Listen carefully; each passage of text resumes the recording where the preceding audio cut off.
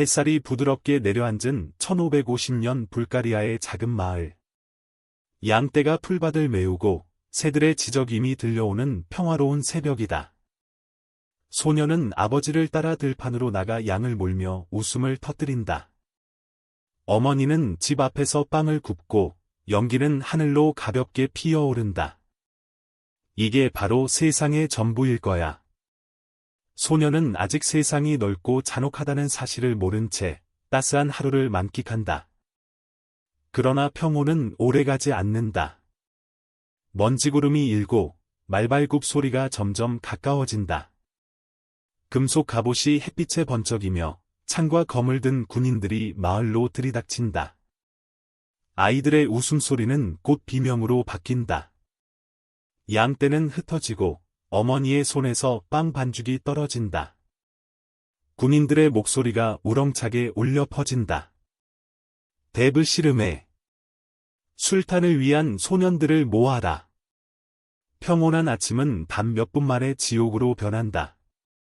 소년의 두 눈에는 이해할 수 없는 공포가 스며들고 그가 알던 세상은 무너져 내리기 시작한다. 군인들이 마을을 가로지르며 아이들을 줄 세운다. 울부짖는 부모들, 매달리는 어머니들, 그러나 칼날이 번뜩이며 저항은 무참히 꺾인다. 소녀는 아버지의 팔에 꼭 매달리지만 차가운 손길이 그의 어깨를 낚아채어 떼어낸다. 이건 술탄의 명령이다. 피의 세금을 거부하는 자는 목숨으로 갚아야 한다. 병사의 목소리는 잔혹하게 단호하다. 대브 씨름해, 즉 피의 세금. 오스만 제국은 정복지의 기독교 소년들을 강제로 징발해 군대와 관료로 키웠다. 겉으로는 제국을 위해 충성스러운 병사를 양성한다는 명분이었지만 실상은 아이들을 집에서 떼어내어 뿌리째 뽑아버리는 잔혹한 제도였다.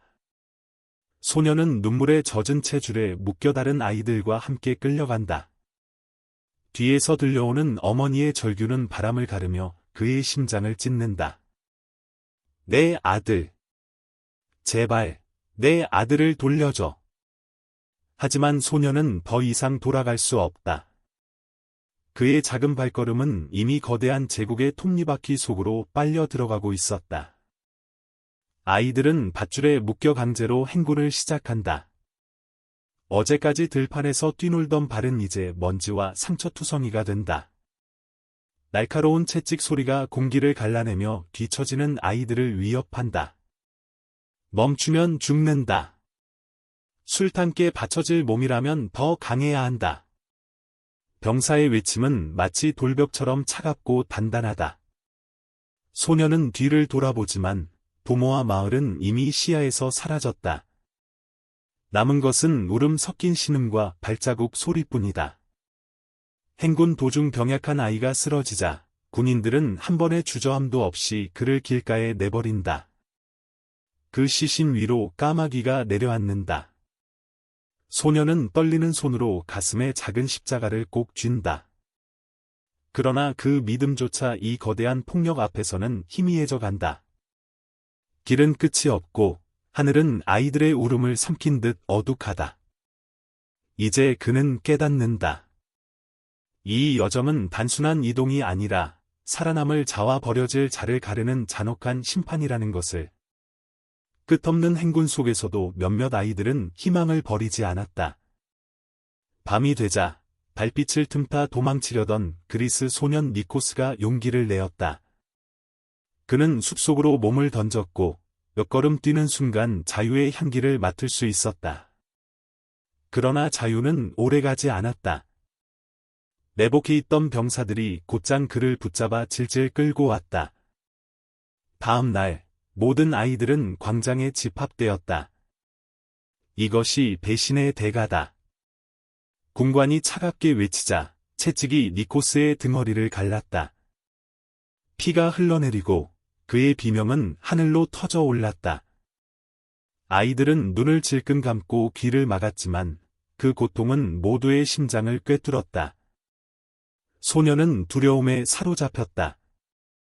도망은 자유가 아니라 죽음으로 가는 길임을 깨닫는다. 이제 아이들의 눈빛에는 희망 대신 철저한 공포만이 남았다. 마침내 아이들은 오스만 제국의 수도 이스탄불에 도착했다. 장엄한 성벽과 황금빛 돔이 빛나는 도시였지만 소년의 눈에는 거대한 감옥처럼 보였다. 아이들은 곧장 모스크로 끌려가 강제로 이슬람 신앙을 받아들여야 했다. 신부의 십자가는 빼앗기고 손에는 코란이 쥐어졌다. 이마 위에 차가운 물이 뿌려지며 병사들은 외쳤다. 이제 너희는 술탄의 아들이자 알라의 종이다.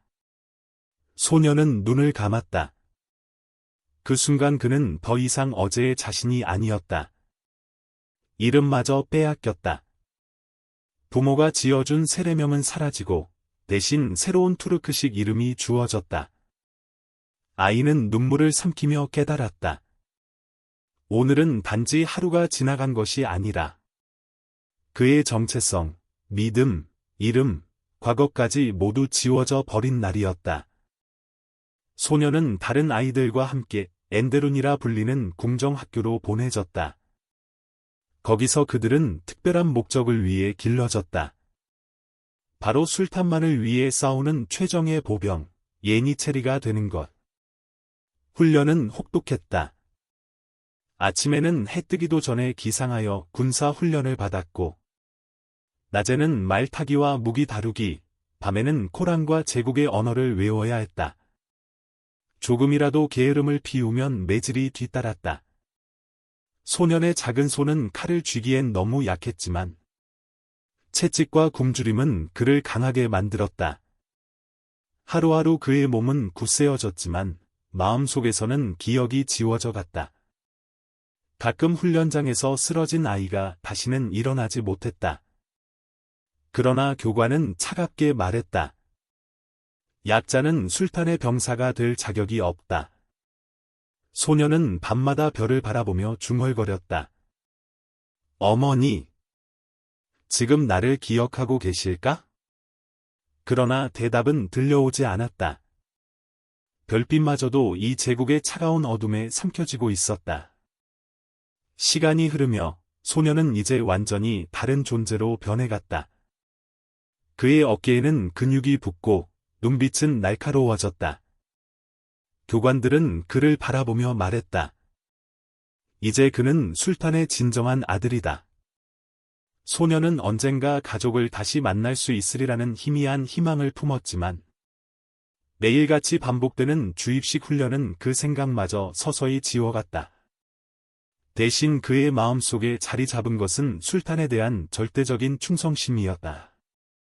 너희의 피는 술탄의 것, 너희의 칼은 제국의 것, 너희의 생명은 오직 알라의 것이다. 이 맹세는 아이들의 가슴 속에 불처럼 새겨졌다. 소년은 이제 새로운 언어로 기도했고 새로운 이름으로 불렸으며 자신이 어디에서 왔는지조차 점점 잊혀갔다. 그러나 깊은 밤, 잠들기 전 들려오는 어머니의 목소리와 아버지의 웃음소리만은 아직 그의 기억 속에서 희미하게 살아 있었다. 소년이 장성했을 무렵, 드디어 술탄의 명령이 내려왔다. 그는 예니체리 동료들과 함께 발칸 전선으로 파견되었다. 말발굽 소리, 북소리, 전쟁의 함성이 하늘을 뒤흔들었다. 처음으로 칼을 든 채 적과 마주한 순간, 그의 심장은 미친 듯이 뛰었고 손은 떨렸다. 그러나 곧 훈련받은 대로 몸이 움직였다. 창이 적의 방패를 찢고 검이 피를 뿜어냈다. 그 순간 그는 깨달았다. 자신이 더 이상 마을의 소년이 아니라 제국의 무자비한 전사가 되어버렸음을. 전쟁이 끝나고 시체가 널린 전장을 바라보며 소년은 가슴속에 설명할 수 없는 공허함을 느꼈다. 나는 누구를 위해 싸우고 있는가? 알라를 위해? 술탄을 위해? 아니면 단지 살아남기 위해서인가? 그의 눈에 스친 한 장면. 죽은 적 병사의 얼굴이 오래전 자신을 빼앗겼을 때 울부짖던 아버지의 얼굴과 겹쳐졌다. 소년의 가슴 속에서 잊혀졌던 기억이 다시 꿈틀대기 시작했다. 소녀는 전장에서 살아남았고 피로써 자신의 가치를 증명했다. 그의 용맹은 술탄의 귀에까지 전해졌고 그는 곧 궁정 안에서도 인정받는 존재가 되었다. 술탄은 그에게 가까이 다가와 말했다.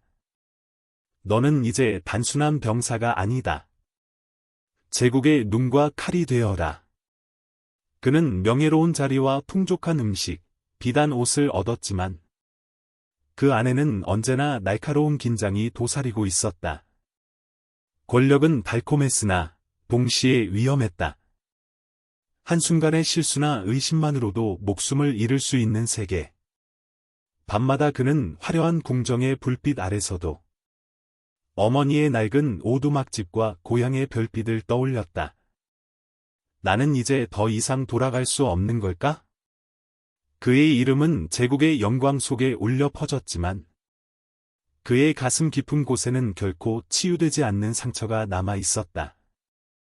세월은 흘러 소녀는 더 이상 소년이 아니었다. 그는 제국의 전설적인 장수가 되었고 수많은 전투에서 승리를 거두었다. 그러나 그 영광의 대가로 그의 손에는 셀 수 없는 피가 묻어 있었다. 어느 날 그는 우연히 고향 근처에서 전투를 치르게 되었다. 낯익은 산맥, 강, 그리고 마을의 종소리가 멀리서 들려왔다. 그의 가슴은 세차게 뛰기 시작했다. 전투가 끝난 후 그는 몰래 마을로 발걸음을 옮겼다. 허물어진 오두막, 주름진 얼굴의 노파가 문 앞에 앉아 있었다. 그 순간 그는 알아보았다. 어머니. 그러나 어머니의 눈에는 더 이상 그를 알아보는 빛이 없었다. 낯선 언어와 낯선 옷차림. 그리고 피로 얼룩진 그의 모습은 더 이상 아들이 아니라 마을을 파괴한 적군일 뿐이었다. 그는 그 자리에서 무릎을 꿇고 눈물을 흘렸다. 하지만 어머니는 고개를 돌린 채 속삭였다. 내 아들은 오래전에 빼앗겼다. 넌 내 아들이 아니다. 그 말은 칼보다 날카롭게 그의 가슴을 찔렀다. 제국이 준 모든 영광과 권력은 그 순간 한순간에 무너져 내렸다. 그날 이후 그는 밤마다 괴로움 속에 시달렸다. 제국의 충성스러운 장수로서 살 것인가? 아니면 빼앗긴 자신의 뿌리를 되찾기 위해 싸울 것인가? 제국은 그에게 더 높은 자리를 약속했다. 너는 술탄의 곁에서 장군으로 살 것이다. 제국은 너의 이름을 기억할 것이다. 그러나 그의 가슴 깊은 곳에서 울려 퍼지는 목소리는 달랐다. 내 이름은 이미 잊혔다. 내가 누구인지 기억할 수 있는 이는 너뿐이다. 그는 두 세계 사이에서 찢기듯 갈등했다. 칼을 들면 제국의 아들이 되었고 눈을 감으면 어머니의 아들이 되었다. 마침내 그는 결심했다. 제국의 검으로 남는 것이 아니라 다시는 아이들이 자신처럼 끌려가지 않도록 막아야 한다는 것을. 그는 몰래 동료들에게 속삭였다. 우리는 노예가 아니다. 우리의 뿌리를 기억해야 한다. 그리고 드디어 반역의 불씨가 그의 손에서 타오르기 시작했다. 그의 반역은 오래가지 못했다. 제국은 무자비했고 배신에는 단 하나의 형벌만이 기다리고 있었다. 그는 동료들과 함께 체포되어 술탄 앞에 끌려갔다. 술탄은 냉혹하게 물었다. 너는 왜 배신했느냐? 나는 너에게 권력과 영광을 주지 않았더냐? 그는 고개를 들고 대답했다. 나는 술탄의 아들이 아니라 한 어머니의 아들이기 때문이다. 그 말은 궁정을 울렸다. 순간의 침묵 뒤에 칼이 그의 목을 스쳤고 그의 생은 그렇게 끝이 났다. 그러나 그의 죽음은 끝이 아니었다. 그와 함께 끌려왔던 수많은 소년들의 가슴 속에 불씨처럼 기억으로 남았다. 우리는 빼앗긴 자들이었다. 그러나 우리는 잊지 않는다. 그의 이름은 기록에서 지워졌지만 그의 이야기는 노래가 되어 전해졌고 아이들의 눈동자 속에서 꺼지지 않는 불빛으로 살아남았다. 그것은 단지 한 소년의 비극이 아니라 수많은 영혼이 겪어야 했던 역사였다.